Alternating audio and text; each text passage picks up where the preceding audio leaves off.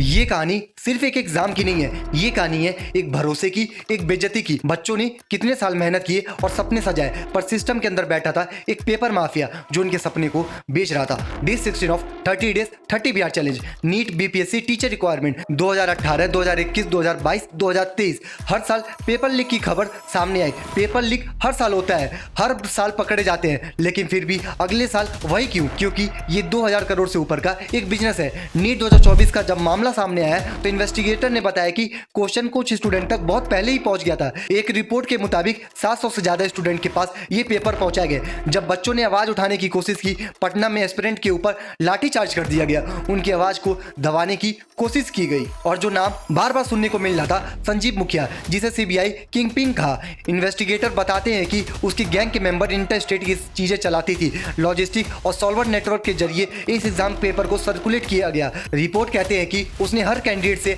8 से लेकर 15 लाख तक चार्ज किए ये पेपर पहुंचाने तक के लिए। और 2024 में उसका टारगेट और भी बड़ा था। सोचिए कितने सपने तबाह कर दिए गए, कितने बच्चों का करियर खराब कर दिया गया। और सरकार का जवाब लाठीचार्ज। जब सवाल पूछा गया तब सरकार ने जवाब में डंडे दिए। ये नहीं कि पेपर लीक को रोका गया, नहीं, प्रोटेस्ट रोक दिया गया, आवाज को दबा दिया गया और सवाल पूछने वाले को पीटा गया। यही है असली रियलिटी। ऐसे ही नहीं, कांग्रेस के प्रेसिडेंट मल्लिकार्जुन खड़गे ने कहा बीजेपी यूथ को दबा रही है। ये सिर्फ एक पॉलिटिकल पार्टी की बात नहीं है, ये सिस्टम की फेलियर की बात है। ये सिर्फ बिहार की कहानी नहीं है, ये हर उस राज्य की कहानी है जहां पर नौजवानों के साथ खेला जा रहा है और नौजवानों के करियर के साथ खेला जा रहा है। हमें सोचना होगा क्या हम अपने बच्चे के फ्यूचर के लिए ऐसे सिस्टम को चुनेंगे जहां पर आवाज दबा दिए जाते हैं और लाठी चार्ज किए जाते हैं। या तो हम लाठी से या आवाज उठाएं। आपका वोट है, आप सोचिए। और सबसे इंपॉर्टेंट, इस सीरीज को फॉलो कर लीजिए और शेयर कर लीजिए सारे बिहार के लोगों तक।